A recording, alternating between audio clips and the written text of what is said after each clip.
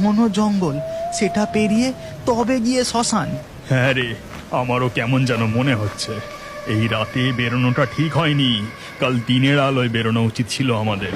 এই কথা বলতে বলতে তারা পথ চলতে থাকে। তারপর নদীর পাড় ধরে জঙ্গলে প্রবেশ করতেই হঠাৎ ওরে, হঠাৎ করে মরার খাটটা এত ভারী কেন লাগছে বলতো? আর যেন বইতেই পারছি না।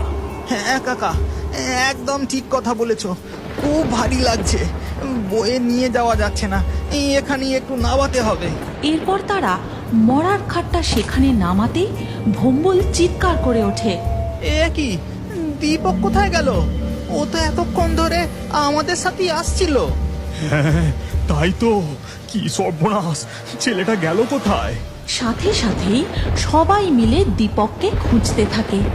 আর কিছুক্ষণ বাদেই বিদ্যুতের ঝলকানির আলোতে দেখা যায় দীপকের নিথর দেহটা একটা গাছতলায় পড়ে আছে, আর তার গালের পাশ দিয়ে সামান্য একটু রক্ত বয়ে যাচ্ছে। কাকা, দীপক এখানে মৃত অবস্থায়, যেন মনে হচ্ছে কেউ ওর মুখ থেকে রক্ত চুষে খেয়েছে। ওরে পালা এখান থেকে, এ নিশ্চয়ই কোনো রক্তচোষা। পালিয়ে চল শিগগিরি। সবাই প্রচন্ড ভয় পেয়ে দীপক ও হরিহরের দেহ সেখানেই ফেলে রেখে যে যার বাড়ির দিকে দৌড়তে থাকে।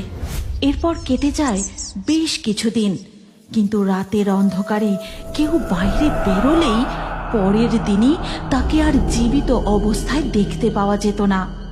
একদিন পুকুর ঘাটে বাসন মাজতে মাজতে, গ্রামে এসব কি শুরু হয়েছে বলতো? এখন তো দিনের বেলাতেও বেরোতে কেমন যেন ভয় ভয় করে। যা বলে